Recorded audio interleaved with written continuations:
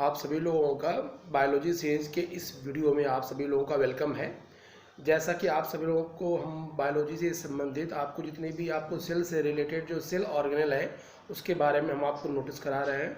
बहुत से स्टूडेंटों का यह कहना है कि इसकी थोड़ा सा टीजीटी को लेकर के, पीजीटी को लेकर के, नीट को लेकर के आप अलग से एक वीडियो बनाया जाए।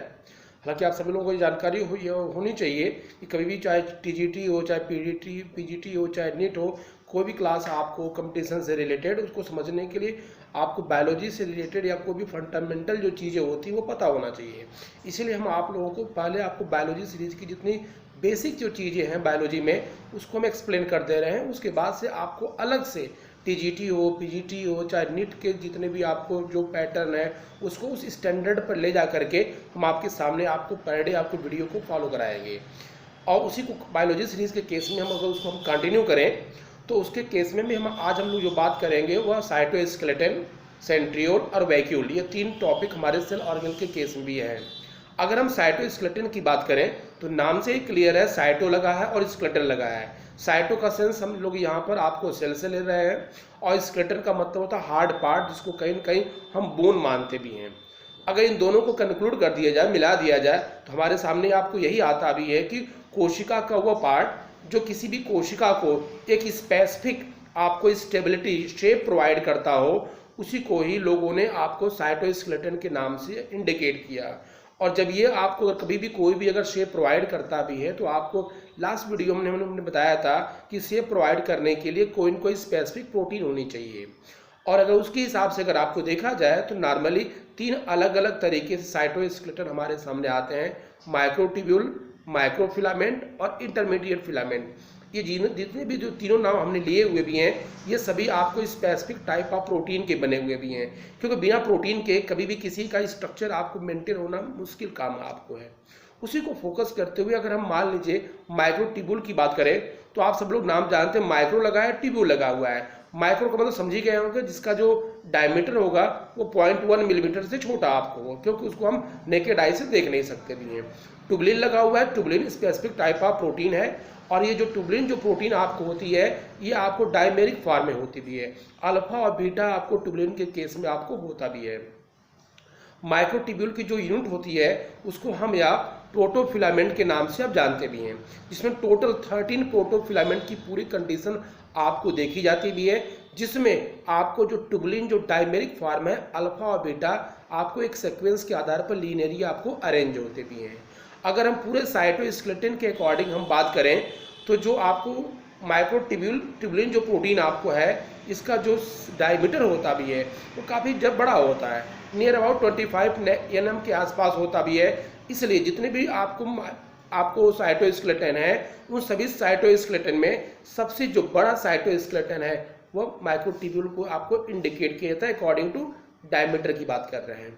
अगर हम फंक्शन की बात करें तो आपको माइक्रोट्यूब्यूल का जो मेन फंक्शन आपको होता भी है ये आपको लोकोमोशन के केस में, मोटिलिटी के केस में, और वो भी लोकोमोशन किसका, इन the case of movement of, अगर देखा जाए लोकोमोशन की जो पूरी प्रॉपर्टी यहाँ पर जो इंडिकेट है, अगर हम माइक्रोट्यूब्यूल के अकॉर्डिंग बात करें तो वो आपको क्रोमोसोम से आपको रिलेटेड है। अगर आप बायोलॉजी से रिलेटेड स्टूडेंट हैं तो सेल डिवीजन में आपने देखा होगा वहाँ पर आपको 3 तरह के आपको माइक्रोट्यूब्यूल मिले होंगे।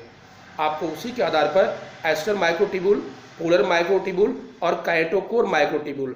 जो एस्टर माइक्रोट्यूब्यूल थे वह किसी एक स्पेसिफिक पोल पर ही थे और क्रोमोसोम के बांधने का काम कर रहे थे। एस्टर क्या होता भी है वो आपको सेंट्रियोल बताएंगे, क्योंकि जब सेंट्रियोल डिवाइड होता भी है तो उसी से एस्टर का फॉर्मेशन होता है। तो किसी एक स्पेसिफिक पोल को बांधने के लिए आपको जो स्पेसिफिक प्रोटीन की जरूरत पड़ती है उसको हम लोग बोलते हैं माइक्रोट्यूबुलिन। उसी के अकॉर्डिंग अगर दोनों पोल को अगर बांधना हो in the case of cell division की सेंस में आप ध्यान रखिएगा, उसके केस में जो हमारे पास जो प्रोटीन आती है उसको हम यहाँ पोलर माइक्रोट्यूब्यूल के नाम से आप जानते भी हैं। और एक पोल और क्रोमोसोम के साइड को बांधने के लिए जो प्रोटीन आती है उसी को हम यहाँ काइनेटोकोर माइक्रोट्यूबुलिन के नाम से आप जानते भी हैं। उसके अकॉर्डिंग अगर हम बात करें साइटोस्केलेटन के केस में भी है, जिसको हम यहाँ माइक्रोफिलामेंट के नाम जानते हैं। माइक्रोफिलामेंट में जो स्पेशलाइज्ड टाइप ऑफ जो प्रोटीन पाई जाती है उसका नाम एक्टिन है। और जो ये एक्टिन प्रोटीन जो आपको होती भी है इसकी वजह से इसका जो रोल अगर आप देखेंगे तो लगभग कॉन्ट्रैक्शन के केस में आपको आता भी है।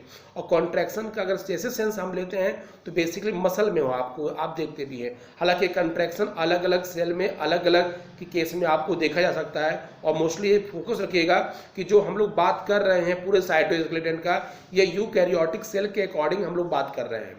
तो जो मेन आपको जो डायमीटर अगर होता भी है, अगर माइक्रोफिलामेंट के अकॉर्डिंग आपको देखा जाए, ये सबसे छोटा डायमीटर इसका होता है, इसलिए इसको हम यहाँ स्मॉलेस्ट साइटोस्केलेटन के नाम से भी इंडिकेट करते भी हैं। अगर तीसरे हम बात करें इंटरमीडिएट फिलामेंट की बात करें तो नाम से ही क्लियर है कि इसके पास आपको डाइवर्सिफिकेशन ऑफ प्रोटीन, मतलब नंबर ऑफ प्रोटीन होते भी हैं। जैसे अगर इसमें देखा भी जाए तो केराटिन भी है, वेमेंटाइन भी है, डेस्मिन भी है, लेमाइन भी है, डिफरेंट अलग अलग तरह के प्रोटीन पाए जाने की वजह से। और इनका जो डायमीटर जो आपको होता है वह माइक्रोट्यूब्यूल और माइक्रोफिलामेंट के बीच में होता है, इसलिए इसको हम आप इंटरमीडिएट फिलामेंट के नाम से आप जानते हैं। इसका जो मेन फंक्शन जो आपको होता है वो किसी भी यूकैरियोटिक सेल में मैकेनिकल स्ट्रेस, और जहाँ पर कभी भी एक सेल दूसरे सेल के साथ अटैच करती हैं, जुड़ती हैं, वहाँ पर बेसिकली इस तरह के साइटोस्केलेटन का रोल आपको होता भी है।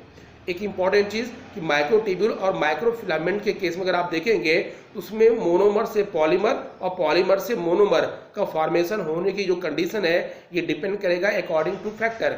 फैक्टर के केस में है, उसमें केमिकल आते हैं, लाइट है, टेम्परेचर है, बहुत से ऐसे फैक्टर हैं जिसकी वजह से किताबों में लिखा होगा असेंबली और डिसअसेंबली, जिसको हम सिंपल वे में कह सकते हैं मोनोमर और पॉलीमर। मोनोमर का हुआ सिंपलर फॉर्म और पॉलीमर का मतलब हुआ उसी के कॉम्प्लेक्स फॉर्म में आपको इंडिकेट करते भी हैं।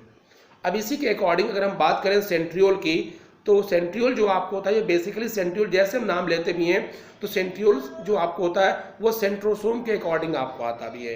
मतलब सीधे सीधे कह सकते हैं कि सेंट्रोसोम के अंदर सेंट्रियोल पाया जाता भी है, और जो सेंट्रियोल होता है वो एनिमल सेल की प्रॉपर्टी होती है। प्राय जितने भी प्लांट सेल होते भी हैं उनके अंतर्गत आपको सेंट्रियोल आपको नहीं पाया जाता भी है। अगर हम उसके स्ट्रक्चर की बात करें तो जितने भी सेंट्रियोल होते भी हैं ये 27 माइक्रोट्यूब्यूल से मिलकर के आपको बने होते हैं, और प्राय 9 ट्रिपलेट होते हैं। 9 ट्रिपलेट का मतलब होता है कि जो आपको जो अलग अलग जो सेंट्रियोल हैं वो 3-3 के फॉर्म में, मतलब 3 एक होंगे और 9 नंबर्स होंगे, और 3 की पूरी कंडीशन के अकॉर्डिंग पैकेजिंग आपको करते भी हैं। इसीलिए इसको हम यहाँ 9 ट्रिपलेट की पूरी कंडीशन को आपको फॉलो करते भी हैं। ध्यान रखिएगा 27 माइक्रोट्यूब्यूल से मिलकर के बने होते हैं। इनका जो मेन फंक्शन जो आपको होता भी है वह सेल डिवीजन के दौरान स्पिंडल फाइबर के केस में आपको देखा जाता भी है। और जब यहाँ पर माइक्रोट्यूब्यूल है, स्पिंडल फाइबर है, तो नाम सीधे सीधे फिर आ गया कि सेल डिवीजन में सेंट्रियोल का बहुत ही डोमिनेंट रोल आपको देखा जाता भी है। और ये आपको कहीं न कहीं प्लांट और एनिमल सेल के बीच के मेन डिफरेंस में से एक आपको इसका भी रोल है। अगर वहीं पर अगर हम वैक्यूल की बात करें तो वैक्यूल नाम से ही क्लियर है कि इसका जो रोल आपको होता भी है प्राय प्लांट सेल में ज़्यादा होता है, क्योंकि वैक्यूल के अंतर्गत मोस्टली जो आपको होते हैं वाटर इकट्ठा होता भी है, और वैक्यूल के जो बाहर की जो मेम्ब्रेन होती भी है उसको हम टोनोप्लास्ट के नाम से आप जानते भी हैं। अगर वैक्यूल की बात अगर आती भी है तो जैसे आप लोगों ने प्रोटोजोआ के मेंबर में सुना होगा कंट्रैक्टाइल वैक्यूल, जिसको हिंदी में बोलते हैं संकुचनशील रिक्तिका, इसके अंतर्गत मोस्टली वाटर इकट्ठा होता भी है। और ये वाटर जब इकट्ठा होता है जिसकी वजह से पूरे जितने भी सिंपलर एनिमल हैं या प्लांट हैं उनकी जो पूरी बॉडी है उस वाटर के अकॉर्डिंग परफॉर्मेंस में आपको आती भी है। तो आज की वीडियो में बेसिकली हमने जो बात किया है साइटोस्केलेटन, वैक्यूल और सेंट्रियोल। अब कहने का सेंस है कि जितने भी आपको सेल से रिलेटेड जो मेन सेल ऑर्गेनल होना चाहिए इस वीडियो में कंप्लीट है। नेक्स्ट वीडियो में हम आपको फिजियोलॉजी से रिलेटेड और जेनेटिक्स से रिलेटेड जितनी भी बेसिक जो चीज़ें भी हैं उसको हम फॉलो कराएंगे। एक चीज़ ध्यान रखिएगा आप सभी लोग कि जैसे बेसिक बायोलॉजिकल सीरीज आपको कवर हम करेंगे उसके अकॉर्डिंग हम डिटेल में अलग से वीडियो नेट के स्टूडेंटों के लिए, टीजीटी के लिए, पीजीटी के लिए, सीएसआईआर के स्टूडेंटों के लिए आपको फॉलो कराएंगे। और ये सभी जितने बायोलॉजी की जो सीरीज जा रही है ये आपको सब बेसिक चीज़ें हैं जो कि कहीं न कहीं पता आपको होना चाहिए, क्योंकि अधिकतर देखा गया जब हायर कंपटीशन में जो स्टूडेंट आते हैं उनको छोटी छोटी चीज़ें पता नहीं रहती है। इसलिए सबसे पहले स्टार्ट किया गया कि छोटी हल्की जो चीज़ें हैं वो आपको पता रहे, जिससे जब हायर कंपटीशन फील्ड में आप आएँ तो आपको कोई विशेष प्रॉब्लम आपको नहीं होनी चाहिए।